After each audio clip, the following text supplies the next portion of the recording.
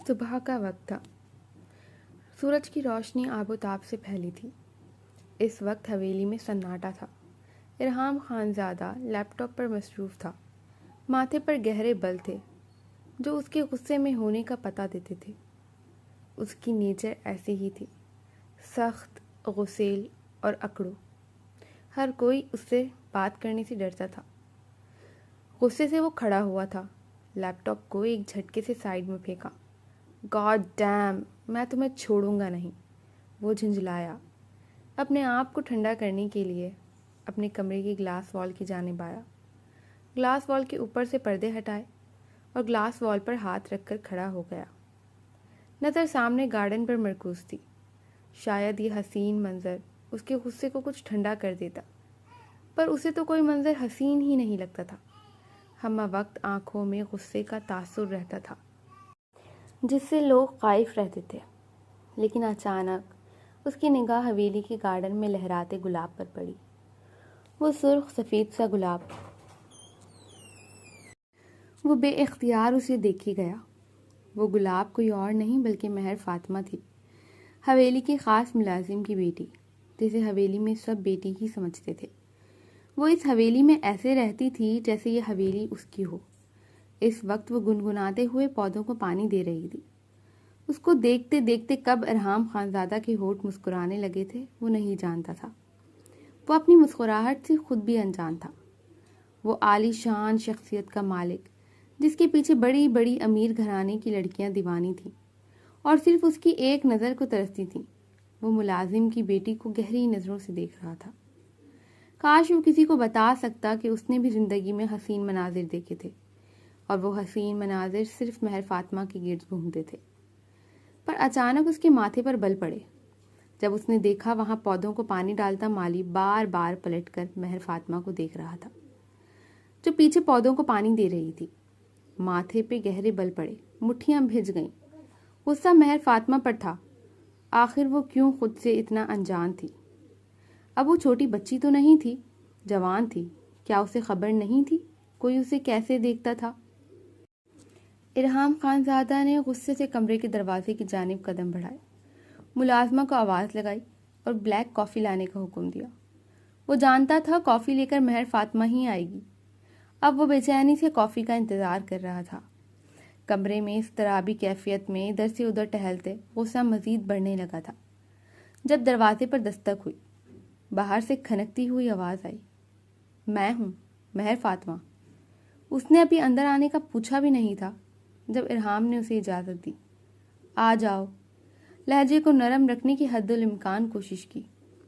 ارحام لالا، یہ لو تمہارا کالا چائے، مہرو نے کہتے ارحام کے برابر ٹیبل پر کافی کا کپ رکھا اور مسکرا کر پلٹنے لگی جب ارحام نے اس کی کلائی کو سختی سے پکڑا۔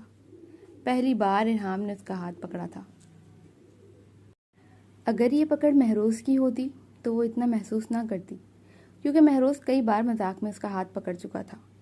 پر ارحام تو مخاطب ہی نہیں ہوتا تھا، کو جا کے ہاتھ پکڑنا، وہ بھی اتنی سختی سے۔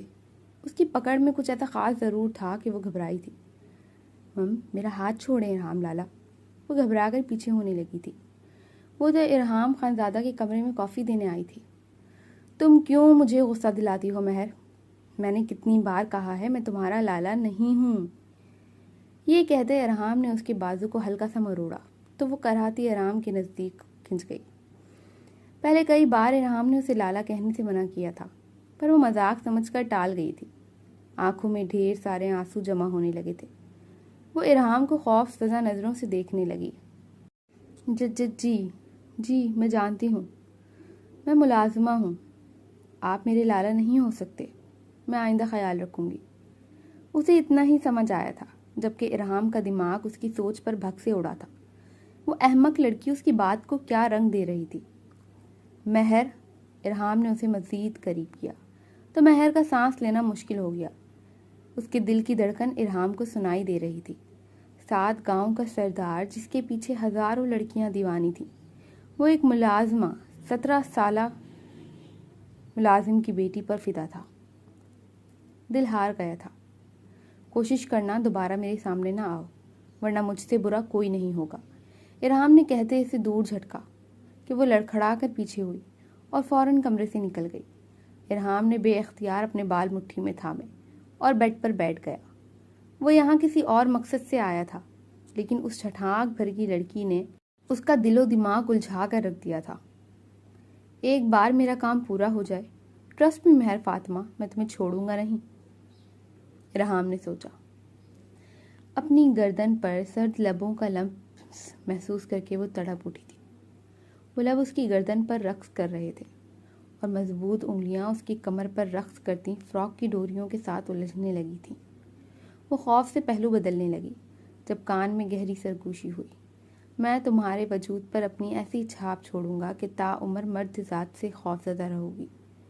وہ اس سرگوشی پر بری طرح سہمی تھی جب اپنے چہرے پر جھلسا دینے والی سانسوں کی تپش کو محسوس کیا۔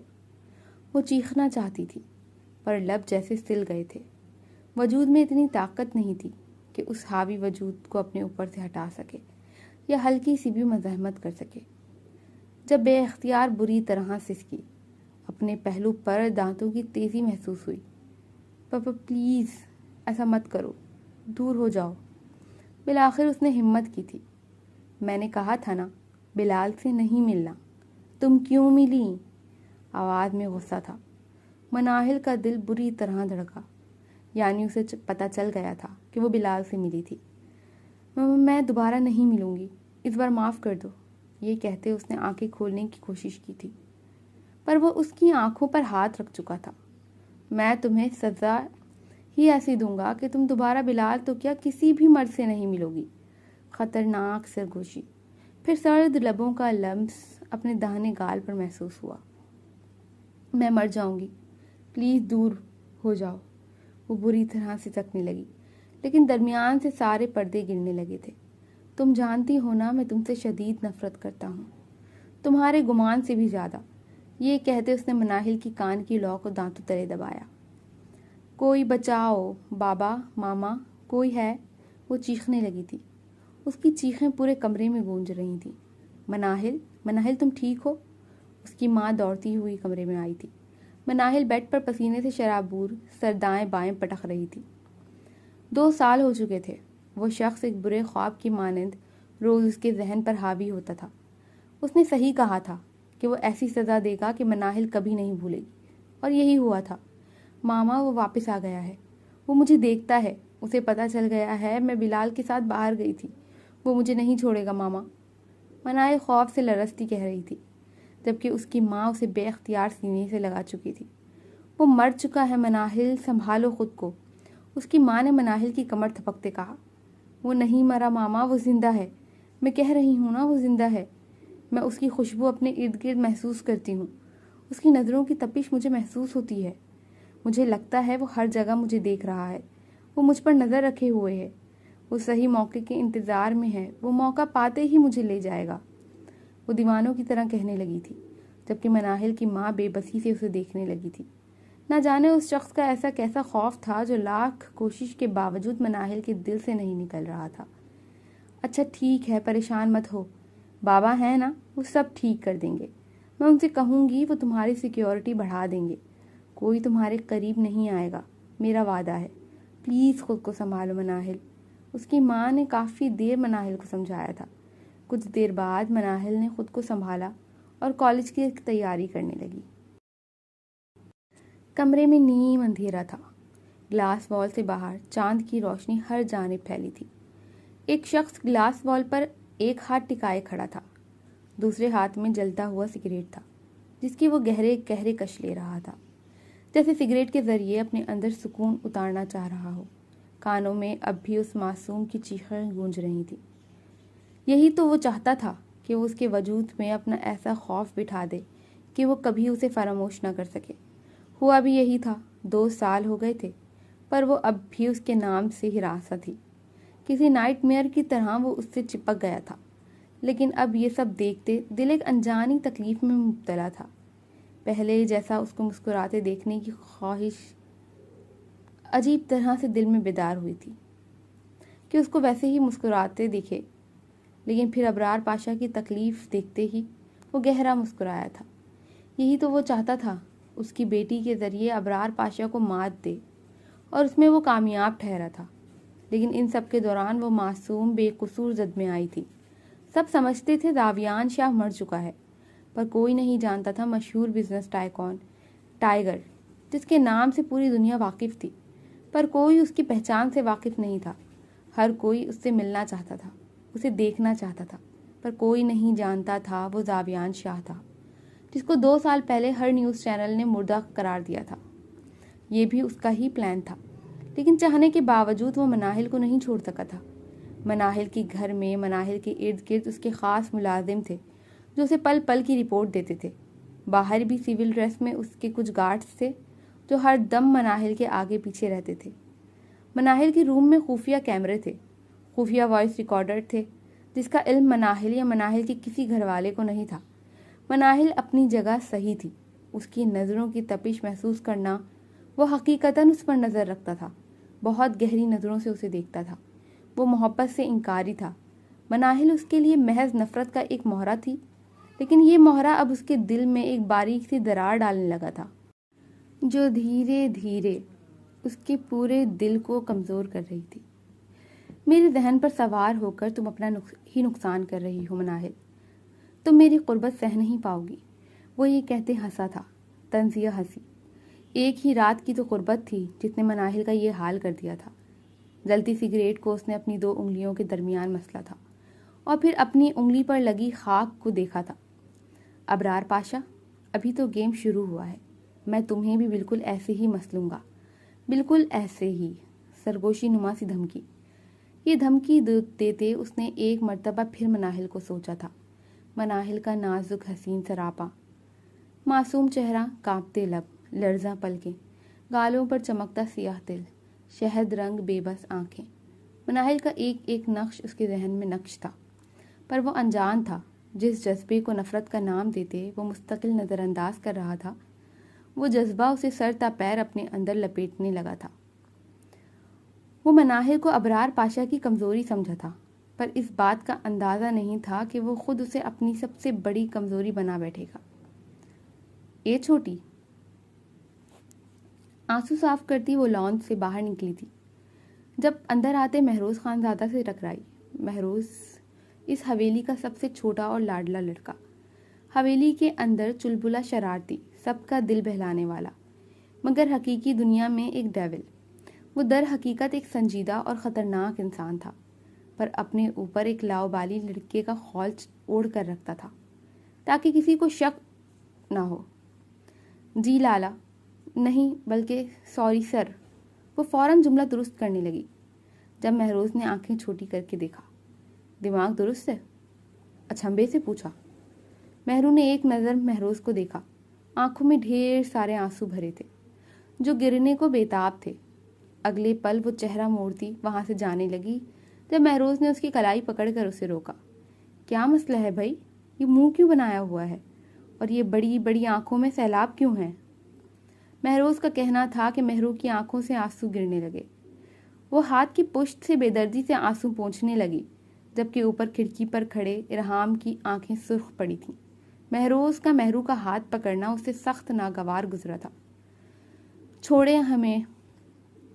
چھوڑے میرا ہاتھ، آپ ہمارے لالا نہیں ہیں، مہرو نے ہاتھ جھٹکتے کہا۔ اگر سیدھی طرح نہیں بتایا کیا مسئلہ ہے تو سوئمنگ پول میں پھینک دوں گا، مہروز نے غصے سے کہا۔ تو مہروز اس کی بھرنے لگی۔ آپ ہمارا لالا نہیں ہیں کیونکہ ہم غریب ہیں اور ملازم کا بیٹی ہے، ہم کم حیثیت کم ذات ہے، اور آپ سردار خاندان سے۔ مہرو کی بیتو کی بات پر مہروز نے آئی برو چکا کر اسے دیکھا۔ اور یہ نیک باتیں آپ کی چھوٹی سی کھوپڑی میں کیسے آئیں؟ مہروز نے سوال کیا۔ ارحام لالا نے کہا ہے، انداز شکایت کرنے والا تھا۔ اوپر کھڑے ارحام کا صبر جواب دینے لگا تھا۔ وہ اتنی دیر سے مہروز سے کیا باتیں کر رہی تھی؟ اس کی بے تکلفی شدید کھلی تھی۔ دل کیا اسے اٹھا کر اسٹور روم میں بند کر دے۔ ارحام بھائی نے تم سے یہ کہا ہے کہ تم کم حیثیت اور کم ذات ہو، اس لیے لالا نہیں کہہ سکتی؟ وہ بے یقینی سے پوچھ رہا تھا۔ ارحام جسے ضروری بات کرنے کی فرصت نہیں ہوتی تھی، اس نے مہرو سے اتنی غیر ضروری بیتو کی بات کی، یقین کرنا مشکل تھا۔ تو آپ کو کیا لگتا ہے ہم جھوٹ بول رہا ہے؟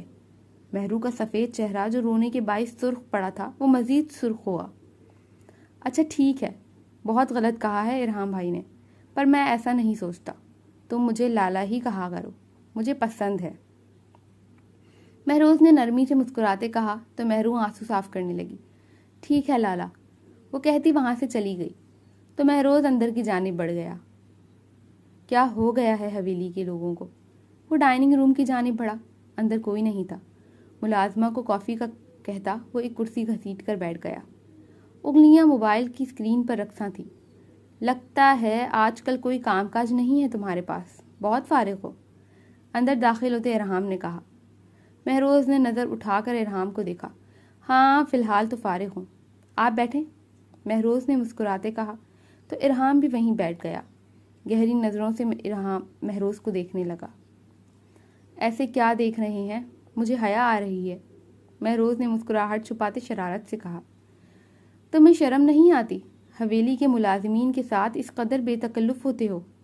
وہ تو نادان اور ناسمجھ ہے، پر تم کچھ عزت کا خیال کرو۔ ارحام کی بات پر مہروز ناسمجھی سے اسے دیکھنے لگا۔ میں کچھ سمجھا نہیں بھائی، آئیبرو چکائی مہروز نے۔ میں مہر فاطمہ کی بات کر رہا ہوں، اچھا خاصا بے تکلف ہو اس سے، کیا ماجرا ہے؟ ارحام کی بات کا مفہوم سمجھتے مہروز کو زوردار ٹھسکا لگا۔ خدا کا خوف کریں بھائی، چھوٹی بہن جیسی ہے، لیکن مجھے آپ کی سوچ جان کر بہت افسوس ہوا۔ آپ کو اسے وہ سب نہیں کہنا چاہیے تھا، اس کی بات پر مہروز نے کہا۔ تو ارحام کچھ چونکا۔ کیا مطلب؟ کیا کہا ہے میں نے اسے؟ آواز میں سختی در آئی۔ یہی کم ذات کم حیثیت۔ مہروز کی بات پر ارحام پتھر ہو گیا۔ یہ سب بکواس تم سے کس نے کی؟ مٹھی بھینچتے پوچھا۔ اگر یہ سوچ مہر فاطمہ کی ہوتی تو وہ اسے بخشنے کا ارادہ نہیں رکھتا تھا، مہرو نے کہا ہے۔ وہ بچپن سے حویلی میں رہی ہے بھائی، آپ بے شک امریکہ میں تھے پر ماما نے اسے بچوں کی طرح پالا ہے۔ مہروز کہہ ہی رہا تھا پر ارحام وہاں سے اٹھ کھڑا ہوا۔ قدم بیک یارڈ کی جانب تھے جہاں وہ محترمہ اپنی سبزیوں کی کھیتی میں مصروف ہوتی تھیں۔ وہ پہلے ہی مہروز سے اس کی بے تکلفی پر تپ رہا تھا اور اب ان محترمہ کے جھوٹے الزام نے اسے سر تا پیر سلگایا تھا۔ اگر آپ لوگوں کا رسپانس اچھا رہا تو انشاءاللہ نیکسٹ ایپیسوڈ ڈبل آئے گی۔